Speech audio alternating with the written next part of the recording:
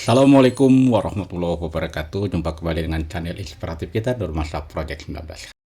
Assalamualaikum warahmatullahi wabarakatuh. Hari ini hari Minggu 14 September 2025, Mushola Al-Kalam BBS 2 menyelenggarakan acara Maulid Nabi Muhammad sallallahu alaihi wasallam. Doa dan penutup.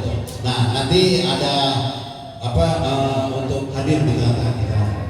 Untuk itu saya mohon minta bapak-bapak, ibu-ibu membacakan umur kita suratul Fatihah yang kita tujukan kepada wabil khusus Ketua DKM kita Bapak Haji Ahdor, yang serta para tetangga dan junjungan kita Nabi Muhammad sallallahu alaihi wasallam, kepada keluarga, kepada sahabat, mudah-mudahan kita semuanya hari ini untuk kita nikmati bersama. Terima kasih. Wallahu muwaffiq ila aqwamit thoriq. Wassalamualaikum warahmatullahi wabarakatuh. Menumbuhkan rasa cinta dengan Rasulullah. Untuk itu Bapak Ibu sekalian, untuk mengimplementasikan cinta kepada Rasulullah,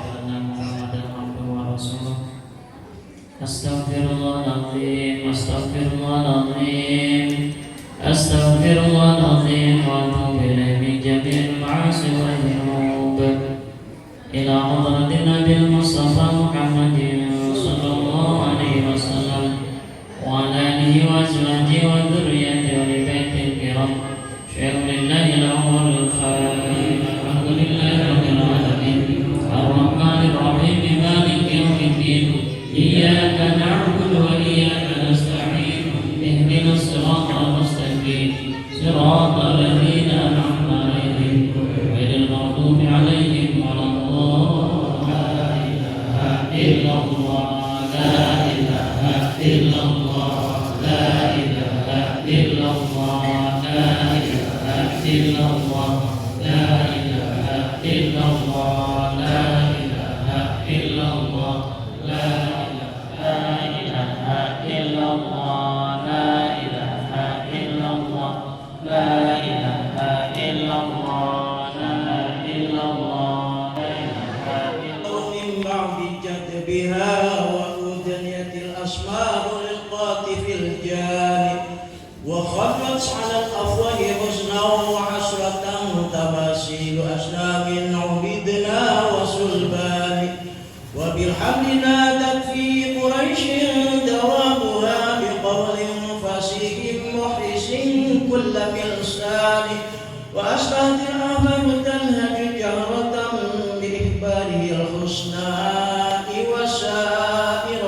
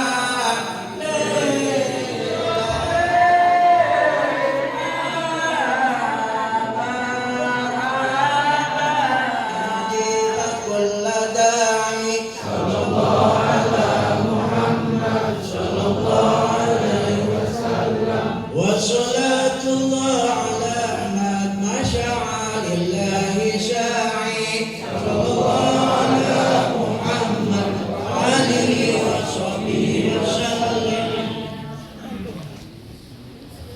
اللهم صل على سيدنا محمد في الأولين والآخرين وبارك وسلم. ورضي الله تبارك وتعالى عن صحابة رسول الله شيخ قدير. اللهم صل على سيدنا محمد طب القلوب ودوائها وعافية الأبدان وشفائها ونور الأبصار وضيائها وعلى آله وصحبه وسلم. اللهم صل على سيدنا محمد الفاتح لما أغلق والخاتم لما سبق ناصر الحق بالحق والهادي إلى صراط siratikal mustaqim ala al-qadri wa miqdari al-'azim wa yaqina sadiq wa ilman nafi'a wa rizqan wasi'an halalan thayyiban mubarakan wa shifaan min kulli da' wa amalan shalihan. Allahumma shalli ala sayyidina Muhammad salli wa sallim wa barik alaihi. Kita bisa melihat bagaimana jauhnya kita sebagai umat dari petunjuk dan tuntunan baginda Nabi sallallahu alaihi wasallam. Apalagi mungkin anak-anak kita yang mungkin tidak mengenal nabinya. Betul apa betul? Karena banyak di antara kita ini yang Islamnya Islam ya sebagai apa istilahnya, kalau bahasa anunya itu sok rapi kira-kira gitu ya. Dengan momentum ini apa nih? Oh, Maulid Nabi, apa Maulid Nabi? Oh, Rasulullah Muhammad. Sehingga ada keinginan-keinginan kemudian untuk mengenal dan mempelajari siapa beliau. Dan itu adalah arahnya ke sana. Ya, tidak hanya sekedar kemudian kita seremonial begini saja, kemudian ngeriung dan selesai, tidak. Ya, bukan itu tujuan dilaksanakannya peringatan Maulid Nabi besar Muhammad SAW. Bahkan kalau dulu ya, awal-awal peringatan Maulid ini ya karyanya atau ada sesuatu yang dihasilkan, salah satunya adalah berjanji yang tadi dibacakan oleh Ustaz Jasmani. Jadi di awal-awal ya, bagaimana para pemimpin kita, para ulama kita memikirkan bagaimana mereka kembali kepada Rasulullah, yang dibuat sayembara untuk membuat syair-syair yang itu semua adalah menceritakan tentang mulai dari kelahiran. Tadi yang dibaca Ustaz Jasmani itu adalah sekelumit sejarah yang dibuat dengan syair yang begitu indah, menceritakan tentang proses ya kelahiran baginda Nabi Sallallahu Alaihi Wasallam. Siapa kali mengenal isi sejarahnya bagus, ungkapan-ungkapan pujiannya juga mantap, gitu kan? Maka itu dianggap sebagai pemenang. Jadi ada hasil karyanya. Ya, kita pun tentunya peringatan ini tidak sekedar ngeriung selesai. Ya, kalau kemudian kita karyanya hanya berkat ini paling sejam 12 jam dimakan habis sudah selesai. Ya. Tapi harus ada karya ke depannya seperti apa. Ya. Nah, mudah-mudahan dengan peringatan seperti ini kemudian nanti ada gairah ya dari anak-anak kita kemudian mengenali nabinya. Ya, mulai dari kemudian mengenali silsilahnya, ya mengenali siapa nama istri-istrinya, siapa nama anak-anaknya, keturunannya siapa saja sampai dengan Nabi Ibrahim, bahkan sampai dengan Nabi Adam alaihissalam, kan itu. Karena kita ini sama. Ya, kalau suka ada orang mungkin nggak tahu melihat wajah saya atau kemirip-miripan Arab atau gimana, suka ada yang nanya, "Oh, saya keturunan Habib ya?" Saya bilang, "Maksudnya iya keturunan Nabi." "Oh iya lah, saya keturunan Nabi." Saya bilang, "Nah, ini dari akan misalkan dia, wahai sekalian manusia, kata Allah, kami ciptakan engkau dari seorang laki-laki dan seorang perempuan, Nabi Adam dan Siti Hawa." Adapun sekarang kemudian kita bersuku-suku, berbangsa-bangsa di Indonesia, apalagi luar biasa, apalagi kalau kemudian dengan dunia, ya kan, kulitnya juga bermacam-macam, ya, bentuk badannya dan sebagainya. Itu adalah merupakan sudah satu iman kepada Allah, iman kepada para malaikatnya, iman kepada kitab kita, iman kepada para rasul, iman kepada hari akhir atau hari kiamat, dan iman kepada qada dan qadar.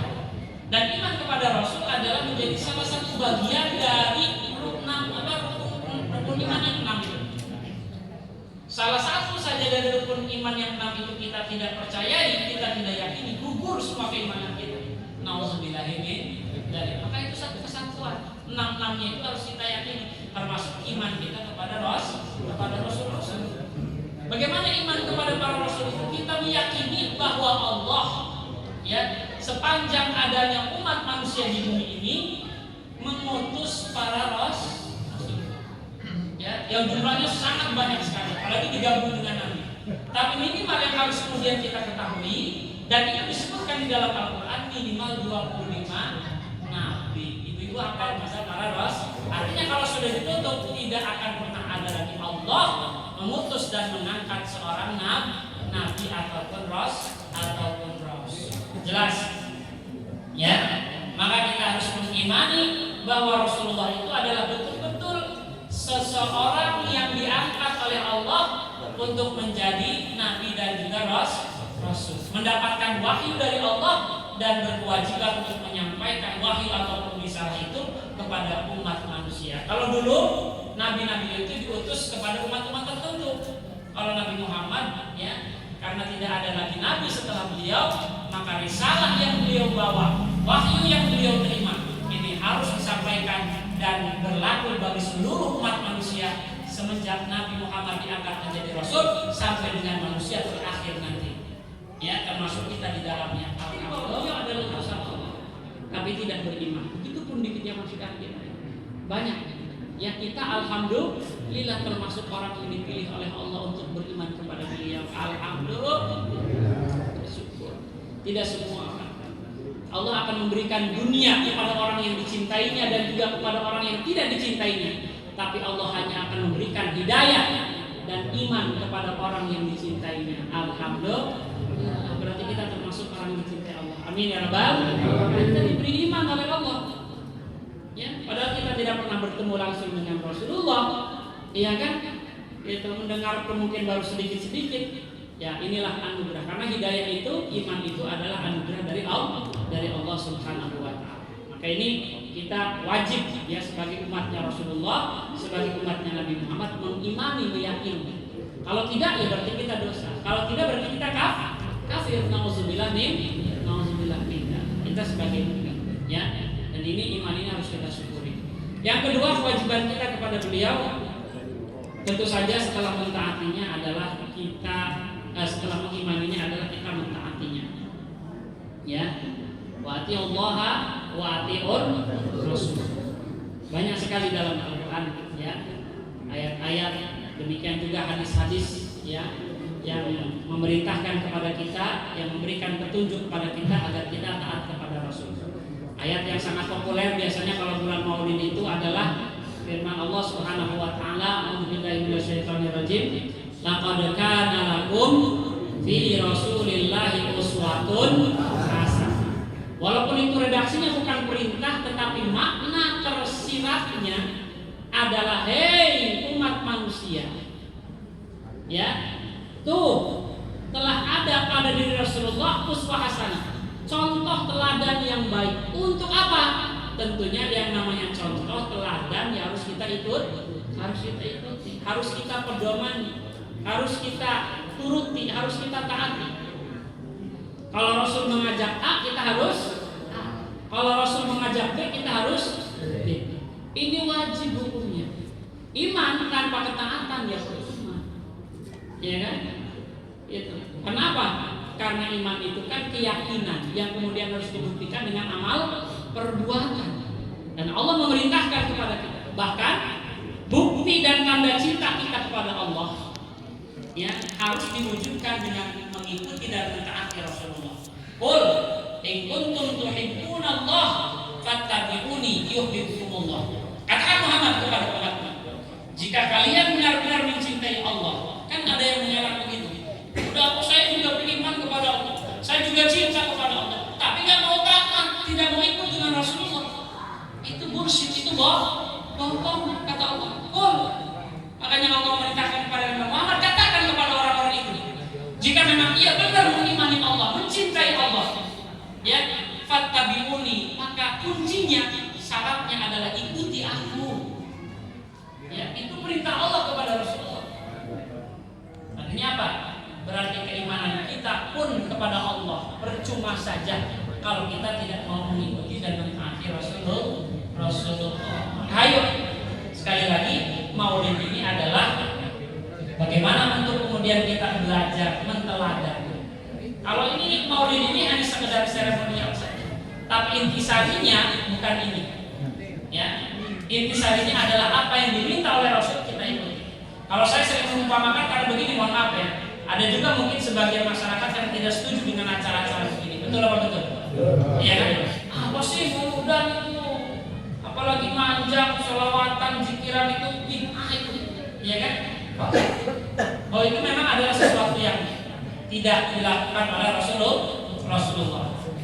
Tapi kalau ibarat umpama orang mencintai seseorang itu, contoh ini bapak-bapak ya. Dulu waktu bapak-bapak jatuh cinta kan gitu ya. Mau apa itu ke rumah tuh? Gitu kan, udah janjian. Insyaallah kalau kemudian kitanya mengikuti meneladani Rasulullah, mengamalkan sunnah-sunnahnya sebagai wujud kecintaan kita kepada beliau, kemudian ditambah dengan seremonial seperti ini, insya Allah. Ya makanya kata Nabi, man ahya sunnati faqad ahabbani wa man ahabbani kana ma'i fil jannah. Barang siapa yang menghidupkan sunnahku berarti dia telah mencintaiku. Wa man ahabbani, dan barang siapa yang mencintaiku kana ma'i fil jannah, nanti dia akan bersamaku di surga. Amin ya rabbal alamin. Jangan sampai mulu dan semangat gitu kan. Ning masjidnya lewat gitu kan. Ya ini jadi kebalik gitu, kayak orang nitip martabak tadi, martabaknya nggak dibelinya PMP. Jangan salah, kita harus tahu jalurnya ya, supaya apa yang disenangi oleh Nabi kita lakukan. Gitu ya. Kalau ini mah kelebihan atau kelebihannya. Siapapun dari umatku yang mentaatiku, maka dia akan masuk surga. Sunnahku faqad aba, berarti itulah orang yang tidak mau masuk surga. Jelas? Nah, yang kedua kewajiban kita kepada Rasul, bagaimana kita berusaha semaksimal mungkin untuk melaksanakan sunnah-sunnahnya, untuk ittiba, untuk mengikuti dan meneladani beliau. Yang ketiga kewajiban kita kepada beliau adalah mencintai. Bu, ibu, punya gak rasa cinta bu? Rasul sendiri yang menyatakan, ya, walladzi nafsi biyadihi, kata beliau, demi jiwaku atau nyawaku yang berada di dalam genggamannya, la yu'minu ahadukum, ya singkatnya demi Allah lah begitu ya. Demi Allah kata Rasul, tidaklah beriman salah seorang di antara kalian hatta akuna, sampai aku ini menjadi orang ahabba ilaihi, yang paling dicintainya, min walidihi, daripada orang tuanya, wa waladihi, dan anak-anaknya, wa nasi ajmain, termasuk suami istri dan manusia yang lainnya. Jadi yang mau cinta ini bukan saya, bukan kita, tapi Nabi sendiri yang menyatakan bahwa keimanan kita kepada beliau diragukan sampai kita ini benar-benar menjadikan beliau orang yang paling kita cintai. Jelas? Ini hadis yang berbicara. Artinya rumusnya seperti ini. Maka ketika kita berbicara cinta, bukan cinta kepada sesama, tetapi cinta kepada baginda kita Nabi Muhammad Sallallahu Alaihi Wasallam. Dan hidup itu memang harus dipenuhi dengan rasa cinta. Karena orang yang nggak punya rasa cinta itu rasanya hampa. Ini orang yang kita cintai itu adalah keinginan atau harapan. Betul nggak bu? Ya kan? Kita kan menikah ini dengan orang yang kita cintai dong. Tapi itu harapan. Karena ada kalanya kita menikah dengan orang yang tidak kita cintai. Apalagi dulu kadang-kadang dijodohkan. Betul apa betul? Belum kenal, belum apa kan gitu ya. Tapi langgeng tuh nikahnya, alhamdulillah. Ketimbang sekarang anak-anak muda jengkel kita mengenai. Pacaran katakan 5 tahun untel-untelan, lebar terus kawin bahkan setengah tahun pegatan. Gebrak jadi. Berian mau nih kita. Pacaran katakan 5 tahun, baru kawin bahkan setengah tahun bubar. Apaan tuh, lihat orang tua kita dulu. Nggak pernah cinta-cintaan kepacaran perempuan. Jidoakan kawin akan menang-menang baik. Jangan awet sampai tua, ya kan? Betul apa betul? Karena ada konsep yang salah. Maka kita harus pahami, menikah atau menikah dengan orang yang kita cintai itu adalah harapan dan keinginan. Tapi mencintai orang yang kita nikahi adalah kewajiban. Jelas nggak? Artinya kalau bapak ibu sudah menikah tidak mencintai suaminya, tidak mencintai istrinya, dosa, karena itu kewajiban. Iyalah, makanya awas dengan ya, karena cinta itu anugerah dari Allah, bukan kita bisa mengada-ngada. Kalau kemudian kita cinta, maaf karena fisiknya, itu bukan cinta yang murni, itu nafsu bu. Ingat itu. Terutama awas anak kita yang masih jejaka, masih perawan. Karena banyak sekarang cinta, dihamili duluan. Apa itu cinta? Bohong, bukan cinta. Itu mendodai namanya. Namanya barang nomor curhat, kawin kita kecepatan dipakai di pisah. Apa itu cinta? Bukan cinta itu. Itu nafsu murni. Kalau cinta itu anugerah dari Allah, suci, dia jaga. Kalau dia benar cinta, dia datang ke orang tuanya. Pak, saya suka dengan anak bapak, saya akan nikahi anak bapak. Ini maharnya sudah saya siapkan, tanggalnya pun sudah saya tentukan. Saya ingin segera menikah dengan anak. Itu namanya cinta, datang ke KUA. Iya kan? Ini mah cinta jadi hamilin duluan. Astagfirullahaladzim, na'udzubillahi min. Itu bukan cinta. Ya, maka cinta cinta itu harus selalu hadir, terutama kita Pak Bu. Semakin usia kita semakin tua, harus semakin banyak cinta dalam hati kita. Iya, karena kalau semakin tua hidup kita nggak dipenuhi cinta, semakin merana hidup kita. Gaji misalnya gue, iya kan? Kemudian badan sakit-sakitan, nggak punya cinta juga dalam hati kita. Sudahlah hidup kita merana, udah. Dan juga cinta kepada Rasulnya. Itu, maka semakin banyak dia cintanya, semakin tua, semakin bahagia, semakin dia merindukan kematian karena pertemuan dengan Allah Subhanahu wa Ta'ala. Maka saat kematian itu akan ditempuh dengan saat bahagia. Kenapa? Karena dia senang. Karena cinta sejati kita bukan manusia, cinta sejati kita adalah Allah Subhanahu wa Ta'ala. Dan itu yang harus kita pertama tempatkan di dalam hati kita rasa cinta, dan cinta yang paling utama adalah kepada Allah Subhanahu wa Ta'ala. Kalau saya tanya ibu-ibu cinta kepada manusia, kepada suaminya, kepada istrinya, apa yang sudah diberikan oleh suami dan istrinya? Anak, ajaran Allah itu terutama yang utama. Nah, ayo hadirkan, olah, ya. Kan di dalam hati kita ini perasaan-perasaan itu kan banyak ya. Ada perasaan marah, perasaan benci, perasaan dendam. Udah tua jangan banyak marah-marah, cepat mati tadi. Cinta yang dipenuhi. Makin tua jangan dipelihara marah, dendam, kesal. Ayo mereka mana ada bahagia kayak gitu. Semakin tua muda yang dipelihara cinta aja, cinta. Supaya hidup ini semakin indah. Cinta kepada Allah, cinta kepada Rasulnya. Dari dua pokok cinta itu baru kemudian kita cinta yang lainnya. Cinta kepada suami kita, anak-anak kita. Ya, cinta kepada kehidupan kita, cinta kepada ibadah, cinta kepada baca Quran. Itu yang kemudian harus kita atur. Ini hati ini, ayo, ya, kita penuhi dengan hal-hal yang baik. Dan cinta adalah satu hal yang harus selalu hadir dalam hati kita. Hidup orang yang tanpa cinta, maka hidupnya akan merana dan menderita. Nauzubillah min. Dan yang terakhir, udah ya, apa tadi? Beriman, kemudian mentaati, yang ketiga mencintai, dan yang keempat adalah kewajiban kita kepada baginda Nabi SAW adalah sering bersolawat kepadanya. Ya, terutama di saat-saat tertentu. Di akhirat orang yang paling dekat dengan Nabi adalah orang yang paling banyak sholawatnya. Bahkan orang yang banyak sholawat itu tidak hanya di akhirat nanti, di dunia saja dia sudah didekati oleh Nabi. Makanya ada orang-orang yang dipilih oleh beliau untuk didatangi dalam mimpinya. Bapak Ibu sekarang saya tanya, seusia ini sudah pernah nggak mimpi bertemu dengan Nabi? Berarti kurang sholawatnya. Jadi belum kepilih, ya belum kepilih. Ada orang yang setiap hari didatangi oleh Rasulullah dalam mimpinya. Karena sholawatnya, Masya Allah, setiap hari sholawat. Ya, kita memalas seumur hidup belum pernah didatangi. Ayo, yang belum pernah sama sekali, perbanyak sholawat. Kalaupun tidak di dunia ini, mudah-mudahan nanti akhiratnya kita ya berdekatan dengan Rasul, wasilah daripada kita membaca sholawat. Minimal kita nanti mendapatkan syafaat. Karena orang-orang yang dipilih oleh Rasulullah itu adalah orang-orang yang tentunya adalah yang bersih, ya, yang bersih hatinya, ya, yang bersih, ya, perilaku dan perbuatannya, dan juga dengan ditambah memperbanyak sholat. Ada satu kisah, zaman dulu orang berangkat haji.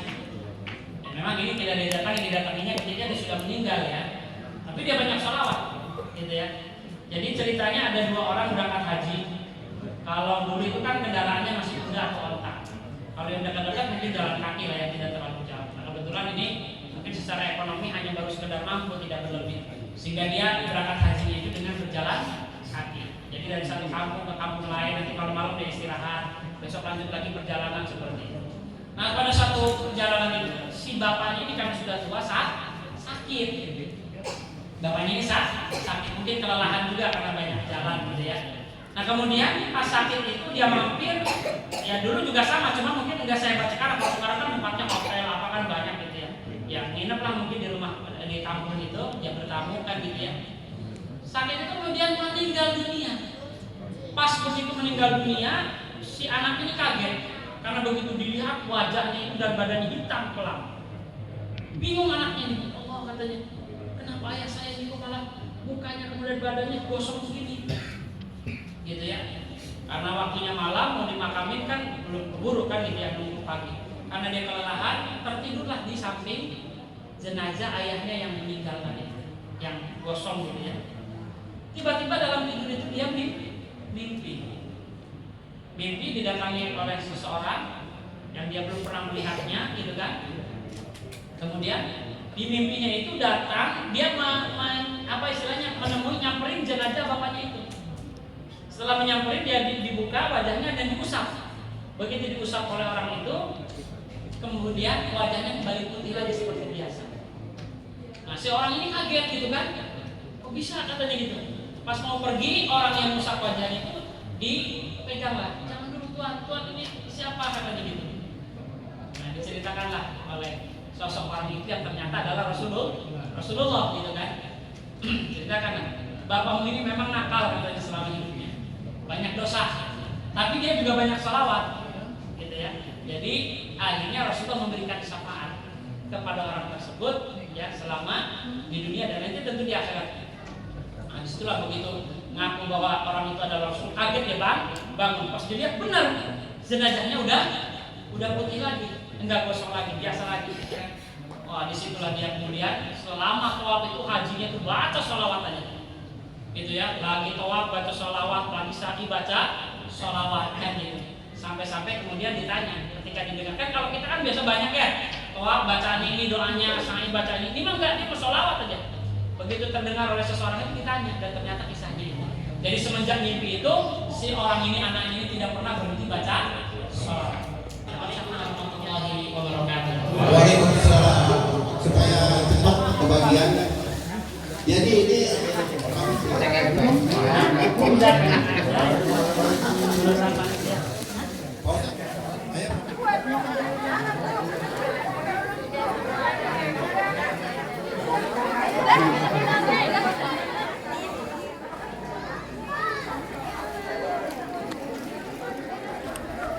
Alhamdulillah selesai sudah acara peringatan Maulid Nabi Muhammad Sallallahu Alaihi Wasallam dengan sholawat kalam Bismillah.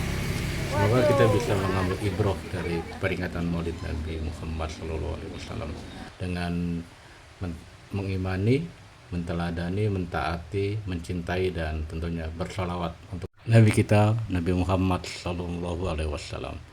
Oke, sahabat Nurmasa Project 19, jangan lupa untuk subscribe, like, share dan komen. Terima kasih. Wassalamualaikum warahmatullahi wabarakatuh.